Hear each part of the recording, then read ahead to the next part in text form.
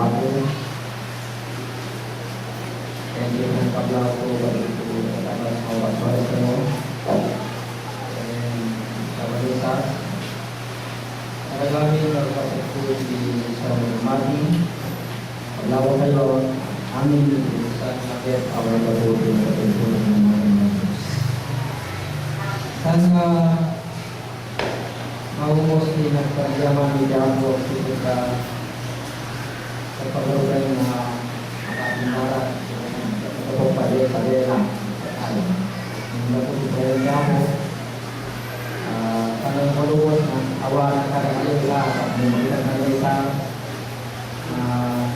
mupaya din kayo karagay tayo ako at karagala. At yaman na hindi ako kaya anak gaway ang ating bahay din isang mabalakad kasi ako naman pinag anak dari amin sa umating mula na mabalakad na tayo ikot ano awan si Apo awan si magaling tayo ako na nga ikuhan kaya amin si Apo Diyos amin mabalag na rin tayo tatlo si Apo si magaling tayo. Kita nalo yang tertentu baiknya kebaikan diamu bisa kayu baiknya di panang tawa kayu di orang tunang baru mengawal misalnya kamarnya melibak di pada kampung kayu di tempat biasa di pada itu tahun-tahunnya dari kayu namunnya dia percaya aku itu aku percaya itu mengawal Arami din bisa menjawab na urusan arami tapi tayo pagyamanan dan ako nangipakay ka tayo mga tamang tayo kasi maandaw ang tayo ng tuwano kasi ito ng bayan kawalan ng kaway magsabot hindi ko na tayo ng barong at kawan ito yung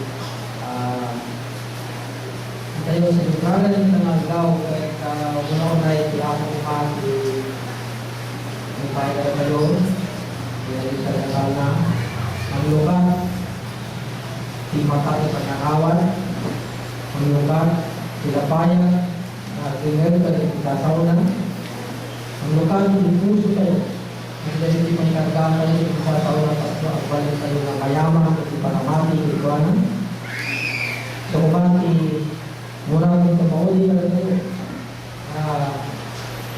mangarami makatumpang tayo di nasasang nalilit kayo na dito patak ko na patay ano awan ko ako awan ko ako nga itang oras daw sinatwiti parang palaman tayo dahan na tawag kaya parang pasungan tayo ba? Iti baro ng kawal. Kaya ang kaya nga tawag ibagay sa kalalit ako gaya ito arami ng isan ay pang-awal-tao ito ay karipay na kada tayo ay baro ng hapon ay baro ng panaamo panaagibig sipot naaramid kas di panagpabaro na aming kabanan kas tingnan sa kapatulat na naaramid na mabaro at ay yatada yung parang kasunod tayo parang tawag ay parang sunod tayo sipot katakapit ko na isang tumasura ito yung napapagpunin sa mga ating kada tayong kamit nagsisalang ng panakamukin, panakawat at panakabigtig sila ito yung naraming kamukin at barong nakawan ano tayong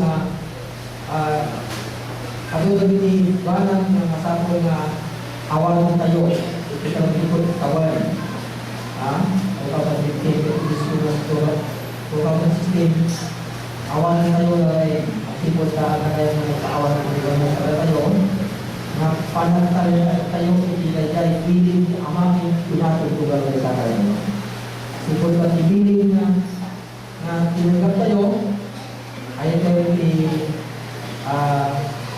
Ayawan ni Ama, ayawan ni Ina, talagang mabili mo na atap karina. Kaya parang na tayo kumati, pamarun tayo, kung marun tayo, kasi po ipagayatan na aramin, awal pagkukurangan na ayat di ako tinugalan sa tayo ko, nagnanayon, o nagnayunan, o isabihin, napagalawan tayo ng pagmamahal na ito po ay masabi po natin na walang hanggan. Dahil ang pinagandang loob sa atin ng Panginoon ay ito po walang hanggan. Kaya, ano po ang maaaring ipagalaw sa atin ng Panginoon, ang kanyang paalala sa atin. Dahil ang ikaw ng Panginoon,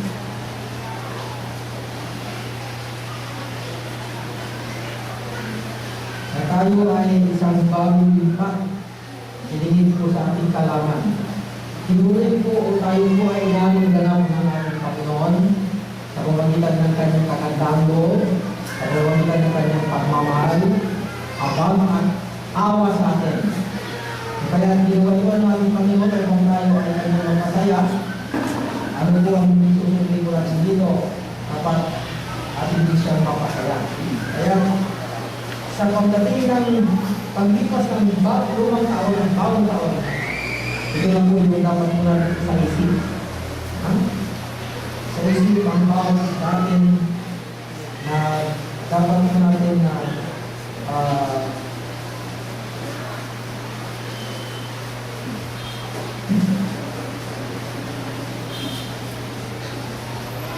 alalahanin sa pamamagitan po natin pagbibigay ng Panginoon sa atin ng kaalaman.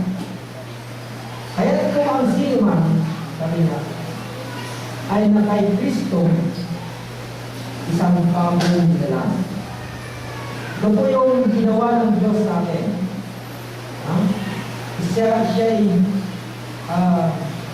Siya'y bagong nilalang. Ang mga dating bagay ay nagsilipas na.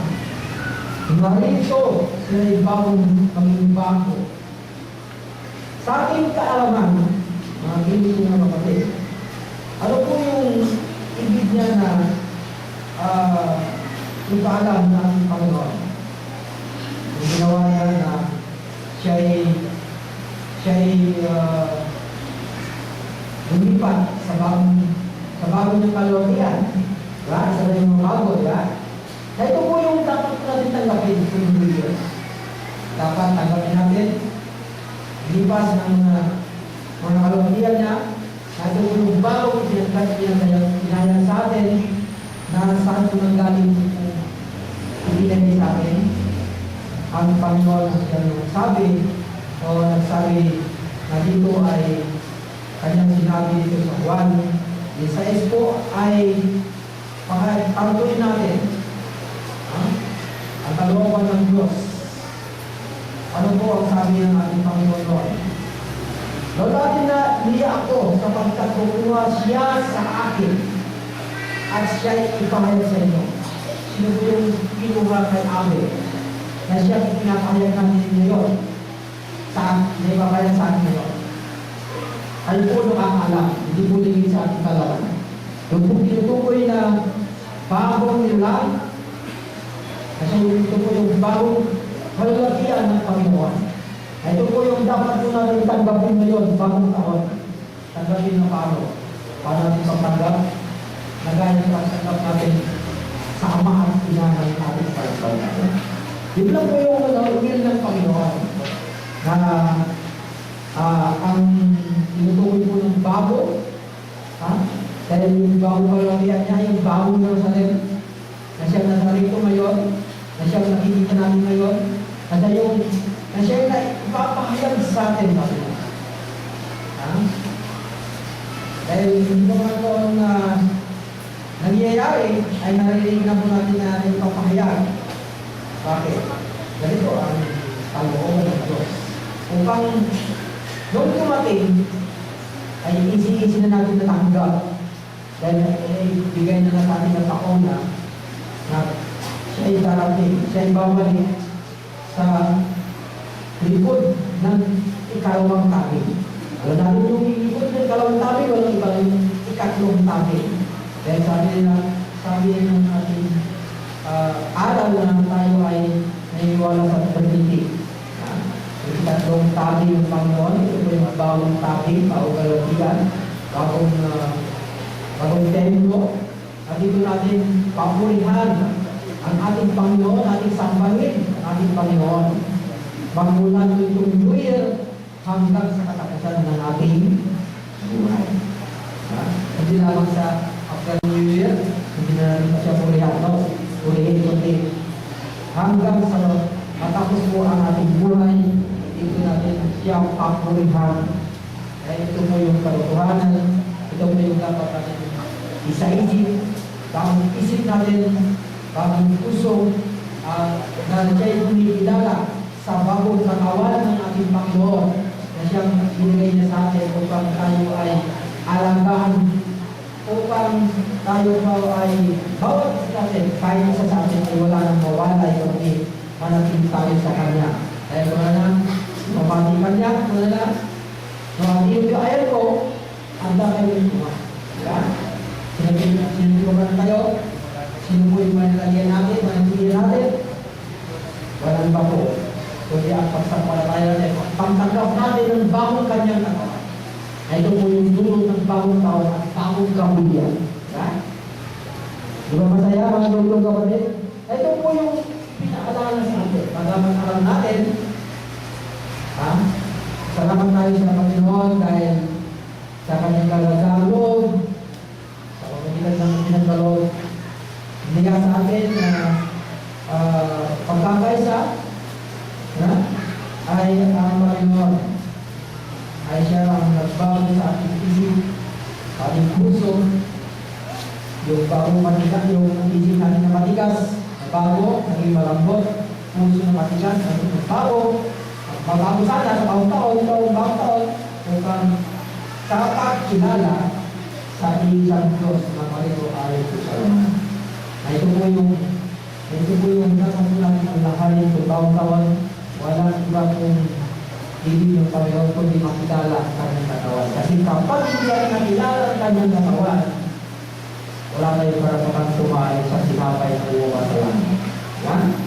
So ito po yung sa isip natin, ang ibig ng mga kapatid, ito po ay kung bakit niya tayo ay pinayuhan na ito po ang dapat po natin na alalahanin sa isip upang sinusin tayo, upang gisingin tayo upang gumising kayo, sabi niya, gumising kayo ayon sa kautuwiran at huwag magkasala sapagkat may mga ibang walang pagkakilala sa Diyos.